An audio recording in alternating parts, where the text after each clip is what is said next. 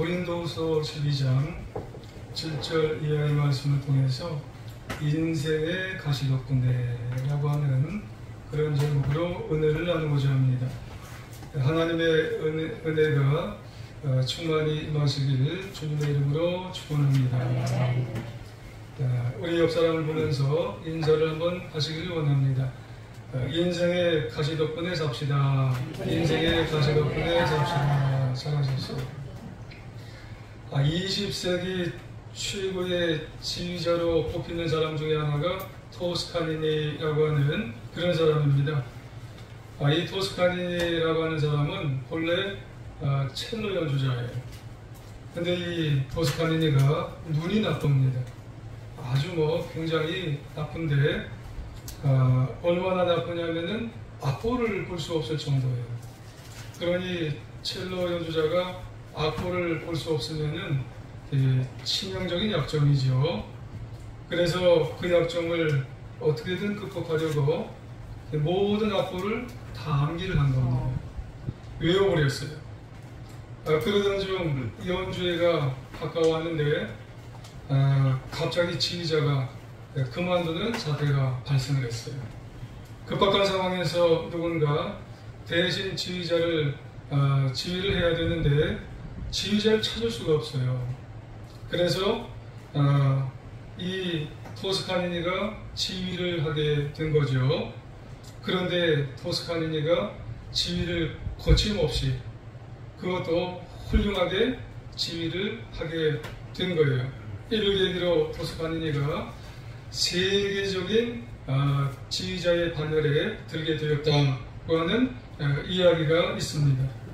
여러분, 중요한 교훈이 뭐냐면 그에게는 인생의 약점인데 그것이 약점으로 끝나지 않고 강점이 되었다는 말씀입니다. 여러분, 우리에게 있어서도 인생의 약점임에도 불구하고 낙심하고 또 절망하고 이러면은 우리도 그것이 약점이고 그리고 어려움이 될 수밖에 없지만 그것을 잘 극복하고 나가게 되면은 그것이 결국에는 강점이 될 수가 있다고 하는 그런 말씀이에요. 오늘 말씀에 보면은 사도 바울이 나와요. 사도 바울의 이야기가 바로 그런 이야기입니다.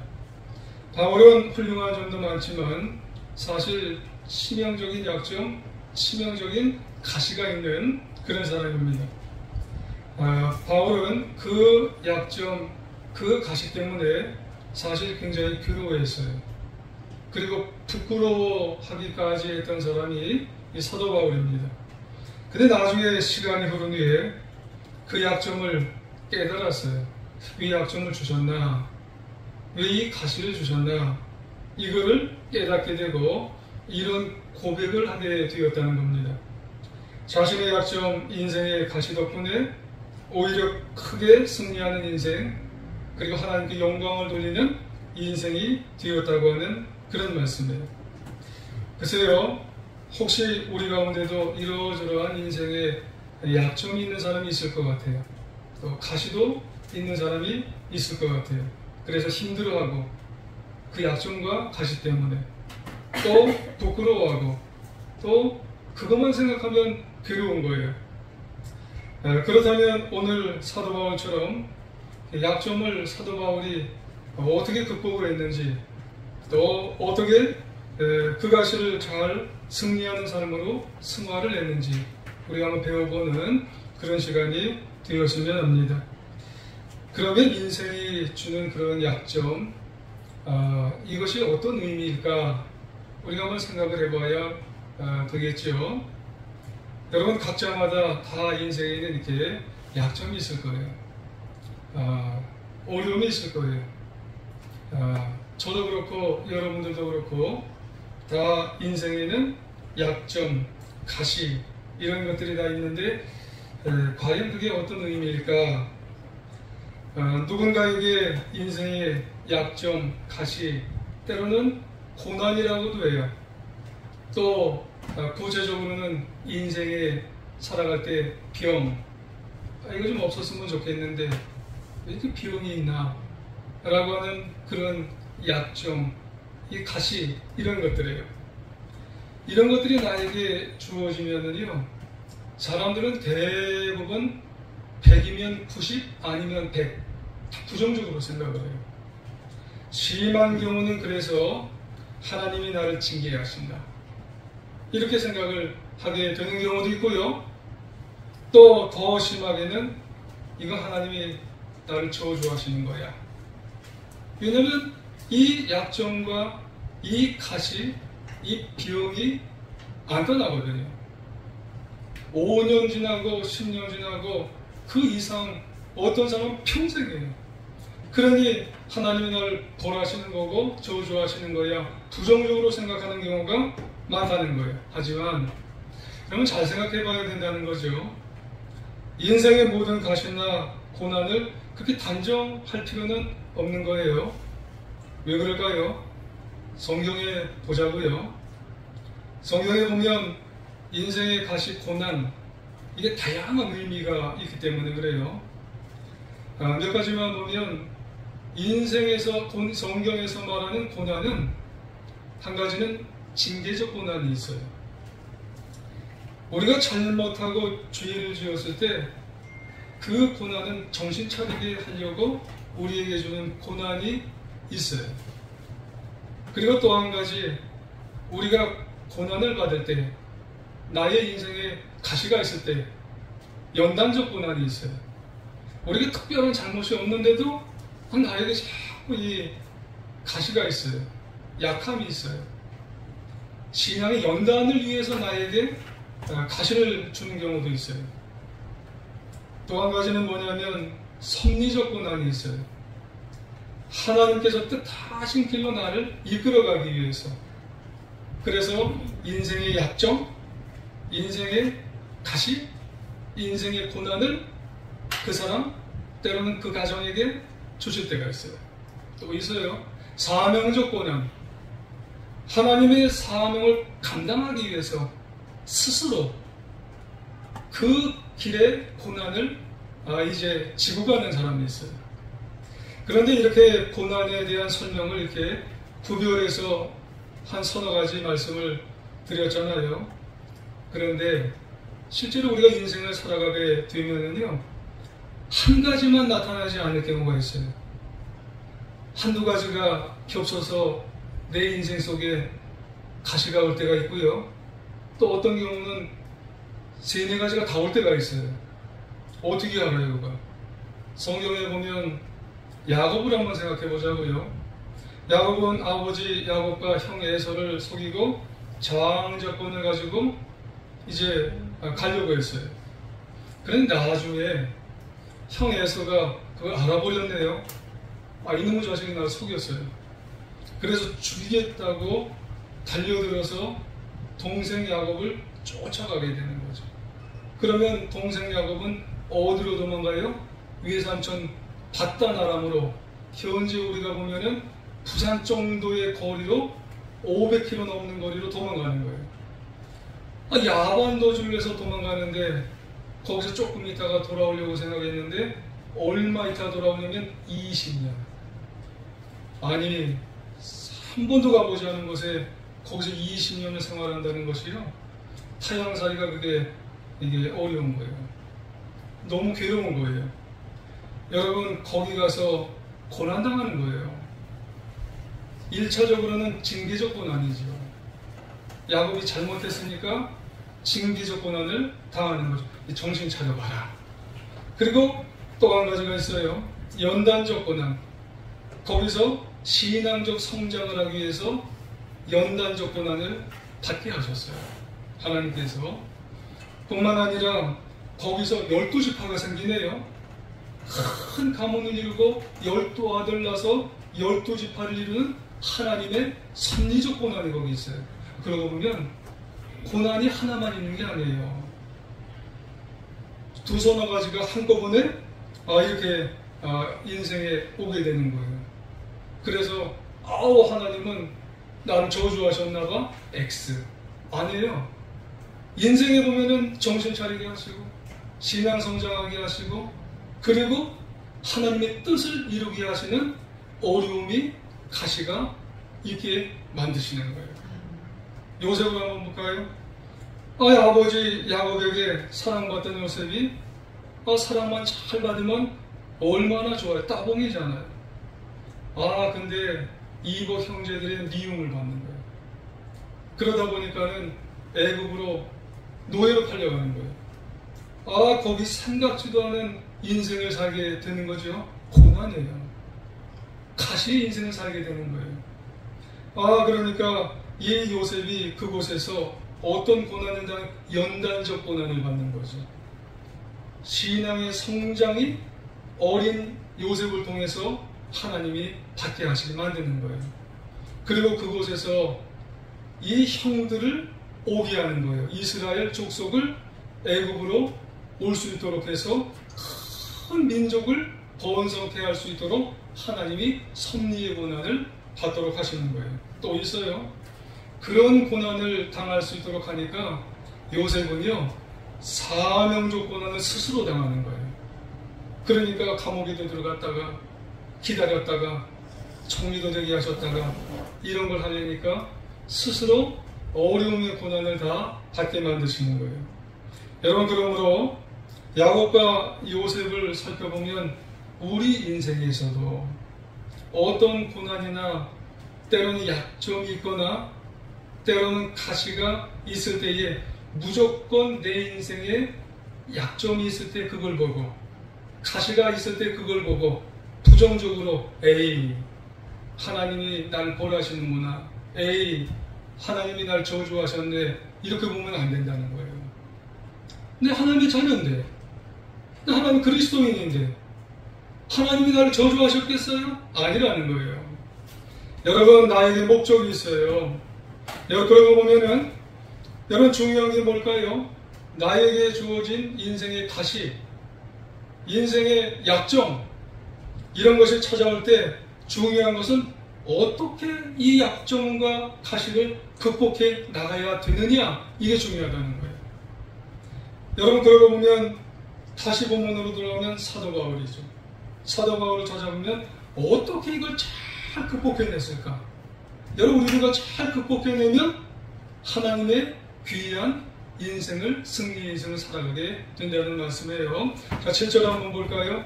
7절에 보면 이 사도 바울도 가시가 있어요. 사탄이 줬대요. 자, 어떤 건지 한번 볼까요? 같이 한번 읽어볼게요. 7절 시작. 여러 계시를 받은 것이 지극히 크므로 너무 자만하지 않게 하시려고 내 육체의 가시 곧 사탄의 사자를 주셨으니 이는 나를 쳐서 너무 자만하지 않게 하려 하십니다. 아멘. 이 소리 다 들어있네요. 여러분, 우리가 잘 아시는 대로 바울은요, 사도 중에 사도예요. 왜 그럴까요? 복음의 진리를 너무 잘 증거하는 거예요. 선교 여행 중에요, 많은 이적을 바울처럼 여러분 이적을 행한 사람도 여러분 드물어요. 수많은 병자들을 고쳤고요. 심지어 바울은요, 죽은 자도 여러분 이제 일으켰어요. 그런데 문제는 뭐예요? 정작 자신이 바뀌었던 가시는 못 빼는 거예요. 이런 어불성설이 어디 있어요? 다른 사람은 다 병자를 그냥 다 고쳐주고 죽은 사람은 다 일으켜줬는데 자기 속에 있는 그 가시는 못 빼는 거예요. 이런 사람이 어디 있겠느냐는 그런 말씀이에요. 여러분, 여기서 육체의 가시라고 하는 그것 때문에 괴로워했는데 육체의 가시가 뭘까요? 스클로푸스라고 하는 헬라어인데 말뚝, 또 뾰족한 창, 그리고 쇠꼬챙이, 이런 거 달고 다니는 거예요. 예전에도 아니죠. 한 2주 전인가 여기 보리밥집에 갔어요. 보리밥집에 갔는데 제가 이제 나이가 들어서 그런지 이가 좀 벌어졌어요. 그래서 막 이제 보리밥을 먹고 나서 그날따라 여기 뭐가 이제 있는 것 같아요. 그래서 요지, 이쑤시개, 일명 이쑤시개로 이제 이렇게 좀 했어요. 그러다 보니까 제가 잘못해서 쿡 찔렀어요. 그러다 보니까 이 잇몸이 조금 있다 보니까 너무 아파서 보니까 피가 나는 거예요. 이쑤시개 하나 잘못 찔러도 너무 아픈 거예요. 스콜로푸스, 쇠꼬챙이를 항상 달고 다니는 사람이 누구냐면 사도 바울이에요. 여러분, 그러면은 이 육체의 가시, 이 쇠꼬챙이, 이 인생의 약점 가시가 항상 괴롭게 했다는데, 이 사도 바울이 그 인생의 가시 쇠꼬챙이가 그럼 구체적으로 뭘까요? 혹자는 말라리아예요. 이 중동 지방, 그리고 이 유럽, 그 그리스, 이 터키 그쪽은 더워요.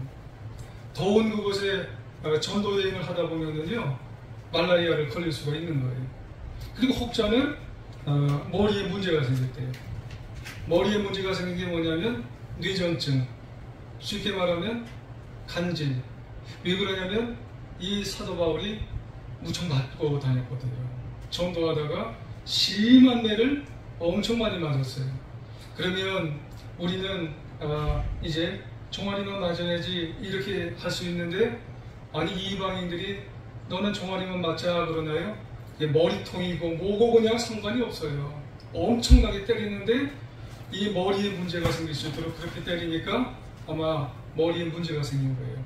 혹자는 또 안질, 이런 문제가 생긴 거예요. 그래서 모든 성경학자들은 이 사도 바울이 세 개가 다 있을 거다, 뭐 이렇게 얘기를 하는 사람이 있어요. 그래서 다 그냥 평생토록 이 쇠꼬챙이가 찔렀다는 거예요. 근데 보통은 세 번째예요. 안질. 왜 그러냐면은 사도행전 9장에 보면은 사울이 바울 될 때 다메섹 도상으로 예수 믿는 사람들을 잡아 죽이려고 갈 때에, 체포영장을 가지고 갈 때에, 그때에 그 다메섹 도상에서 부활하신 예수 그리스도께서 강한 빛으로 이 사울을 빛으로 눈을 비추게 되어질 때에 찬란한 빛이 눈을 멀게 했어요. 그러고 난 다음 며칠 있다가 아나니아에게 가서 안수를 받을 때 눈에 있는 꺼풀이 비닐처럼 다 빗겨졌어요. 그때 눈이 멀었거든요. 그렇죠? 그리고 난 다음에 그 이후로 보이질 않았어요. 잘 보이질 않았어요. 그래서 그 이후에 이 사도 바울이 13개의 편지를 쓸 때마다 눈이 침침해서 눈을 보면서 쓰는데 너무너무 고생을 하게 되었다는 거예요. 그 증거로 갈라디아서 4장 15절 중반절 이후에 보면 이런 말씀이 있어요. 여러분은 만약 할 수만 있었더라면 여러분의 눈이라도 빼서 내게 주었을 것입니다. 그래요. 그 정도로 사도 바울이 눈이 나쁜 거예요. 눈이 얼마나 나빴길래 성도님들 아는 분들은 내게 눈이라도 빼서 줄 것이라고 그렇게 얘기를 했을 거예요. 눈 나쁜 거예요. 사도 바울은 엄청나게 눈이 나빠요. 안질이라고 그러잖아요. 그래서 바울은 어떻게 했을까요? 그래서 하나님께 가서 이런 육체의 가시를 제거해 달라고 기도를 한 거예요. 그래서 8절, 9절 상반절까지 한번 볼까요? 8절과 9절 상반절 같이 읽어볼게요. 시작. 이것이 내게서 떠나기까지 하기 위하여 내게 3번 주께 간구하였더니 나에게 이르시기를 내 은혜가 내게 족하도다. 아멘. 그래요. 3번 기도했대요.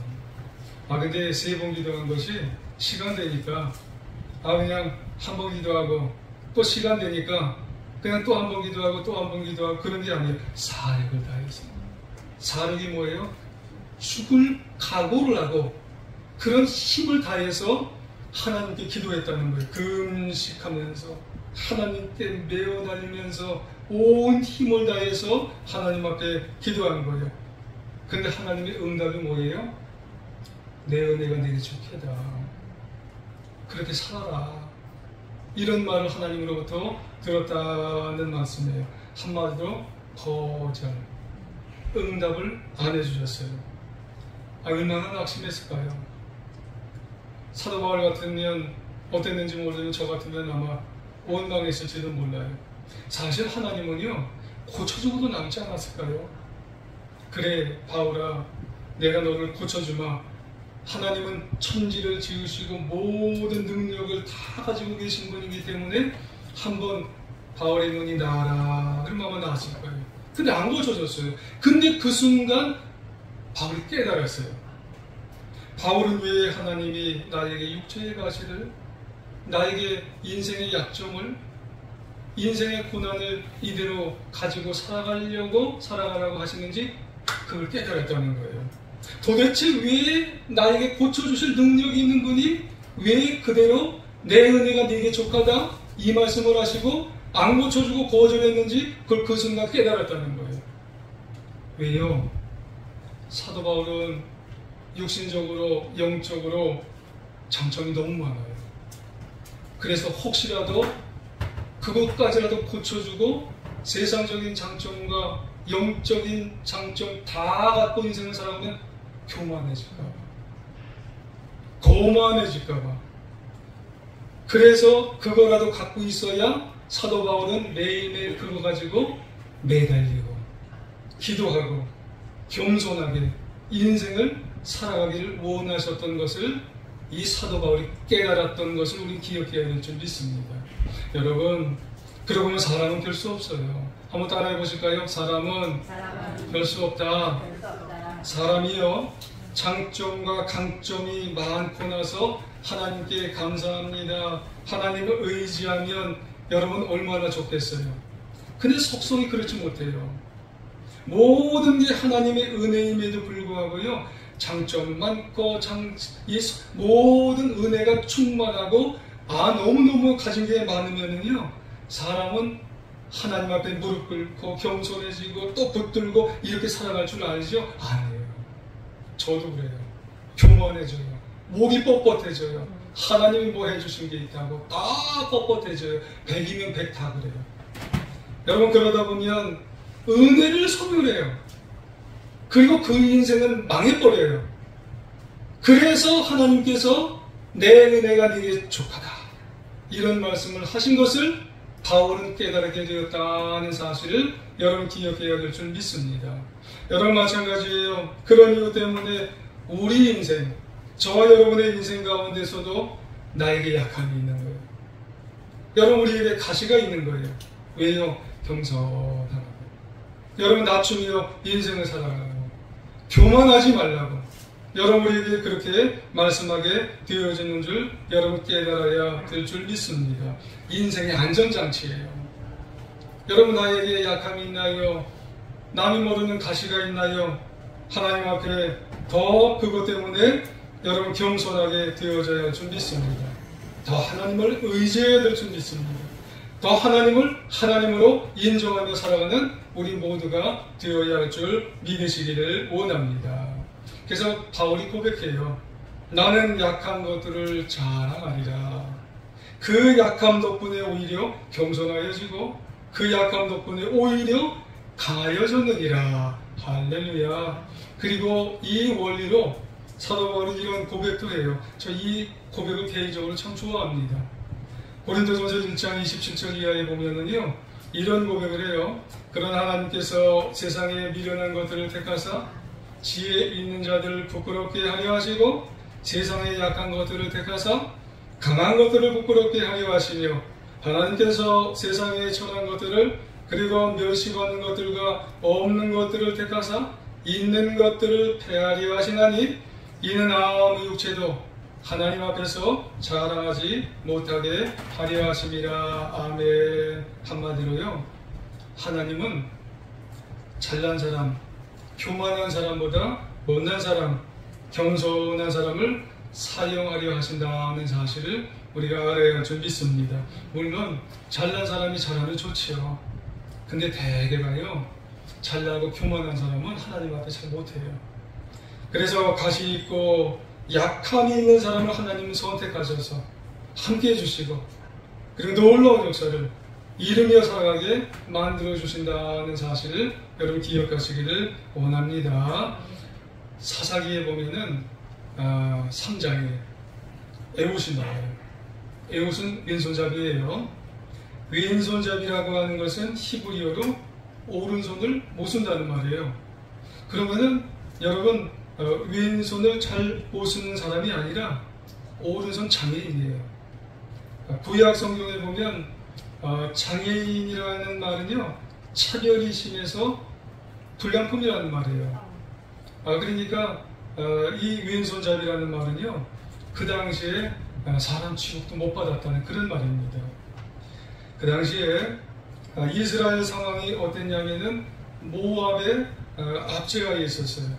식민지를 받아서 치하에 있어서 정기적으로 이스라엘에 이제 조공을 바쳐야 되는 상황입니다. 참 고통스럽죠. 참 어려움에 있는 그런 상황입니다. 그런데 그때 사람 취급도 받지 못하고 어찌 보면은 불량품 취급을 받았던 이 장애인인 이 이스라엘 사사로 이 에훗이 하나님이 섭리로 이 에훗이 사사가 되었어요. 그러니 왼손잡이 장애인 에훗이 어떻겠어요? 하나님이 나를 사사로 세우셨으니까 교만할 만도 해요. 다른 사람은 다 오른손잡이의 정상인인데 저것들은 이제 사사로 안 세우셨네. 여러분, 그러면 하나님이 이 에훗을 금방 이렇게 제거해 버리실 수도 있을 것 같아요. 근데요, 에훗이 왼손잡이이고 장애인이고 약점이 있는 사람인데 하나님이 섭리로 세우셨기 때문에 오히려 다 그는 오른손 못 쓰니까 하나님 앞에 나가서 기도했어요. 그리고 하나님을 의지하고, 그리고 더 부단히 훈련을 하게 되었어요. 그리고 난 다음에 조공 바치러 가는 날이 됐어요.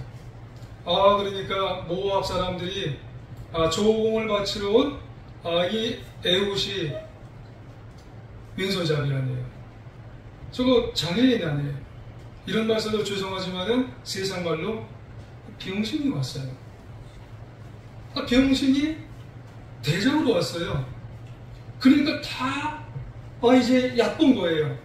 그러고 난 다음에 돌아가려고 하다가 왼손잡이 에훗이 내가 모압 왕에게 할 말이 있다고, 그리고 나서 한마디 하려고 들어가 봐야 되겠다고 이렇게 하니까 모압에 있는 군사들과 대장들도 그래 한번 들어가 보라고 그냥 놔뒀어요. 그랬을 때 이 에훗, 이 왼손잡이 에훗이 들어가서 그건 하나님을 철저하게 의지하고 철저하게 기도하고, 그리고 훈련을 거둔 그 왼손으로 오른쪽 이 넓적다리 밑에 있는 30cm만한 칼로 이 모압의 왕의 배를 콱 찔러서 이 모압의 그런 식민지에서 벗어날 수 있도록 한 번에 모압 왕을 처치하고 군대를 소집하고, 그리고 모압 왕 군대 1만 명을 섬멸하고, 그로부터 80년 동안太평성대를 누리게 되었다고 하는 이야기예요. 그러고 보면 여러분, 이 에훗의 강점이 뭐예요? 놀랍게도 에훗의 약점이 강점이에요. 여러분, 에훗의 장애가 강점이에요. 왜요? 그 약점으로 말미암아 하나님 앞에 더 의지하고 하나님 앞에 더 기도하고 최선의 최선을 다한 이 약점 덕분에 하나님께서 그를 안 놔줘요. 더 함께 해주셨어요. 놀라운 역사를 이루게 되었다고 하는 그런 말씀이에요. 여러분, 그러고 보면 인생의 가시 덕분에, 인생의 약점 덕분에 놀라운 역사를 이루게 되었다고 하는 말씀이 우리에게 교훈인 줄 믿습니다. 이스라엘의 유일한 여성 총리가 한 분 계세요. 골다 메이어라고 하는 그런 총리가 계셨답니다. 이 골다 메이어는 1967년, 저보다 한 살 전에, 저는 한 살 전에 총리가 되었어요. 그런데 중동 평화를 위해서 애쓴 여성 정치인이에요. 근데 그녀가 이제 세상을 떠난 후에 한 가지가 밝혀졌답니다. 다 몰라고 주변에 있는 사람 몇 분만 아셨대요. 그게 뭐냐면 12년 동안 백혈병을 앓았답니다. 그 주변 사람 몇 명만 약을 챙겨주고 이야기하는 가운데 몇 명만 백혈병을 앓는 걸 알았어요. 아무도 몰랐답니다. 이런 사실 때문에 얼마나 나중에 사람들이 그거를 알고 놀랐겠어요. 근데 그녀는 나중에 죽기 얼마 전에 이런 말을 하였답니다. 내 얼굴이 못난 것이 다행입니다. 내가 정말 이 백혈병 때문에 얼굴이 이그러진 것이 너무너무나 다행입니다. 못났기 때문에 더 열심히 공부했고, 더 열심히 내가 훈련을 했고, 더 열심히 기도했고, 더 열심히 하나님을 의지했습니다. 나의 약함은 나의 조국 이스라엘에 큰 도움이 되었습니다 하는 말씀을 했어요. 여러분, 그러면 우리는 어떤가요? 어떤 인생의 가시가 내 속에 있나요? 어떤 인생의 약점을 내가 안고 지금 살아가나요? 분명한 것은 인생의 약점이 절대로 인생을 망하게 하지 못해요. 왜요? 하나님 앞에 여러분 내려놓으세요. 내 인생의 가시를 내려놓으세요. 내 인생의 약점을 지금 내려놓으세요. 그러면 하나님이 붙들어 주시면 그게 강점이 될 수가 있습니다. 할렐루야. 아무쪼록 인생에 강점이 있다고 여러분 교만하지 마세요. 여러분 인생의 약점을 가지고 낙심하지 마세요. 믿음으로 하나님 앞에 다 내려놓고 남은 인생 더 하나님 붙드시고 더 기도하시고 더 겸손해지셔서 남은 인생 나의 약점으로 인해서 가시로 인해서 남은 인생 승리하는 우리 사랑하는 제2중학교의 우리 성도님들, 예배드리는 우리 모두 위에 주님의 이름으로 간절히 부탁드리며 주의 이름으로 축원하며 남은 인생 승리하시기를 간절히 하나님의 이름으로 축복하며 나아가기를 간절히 축원하며 살아가기를 원합니다. 우리 기도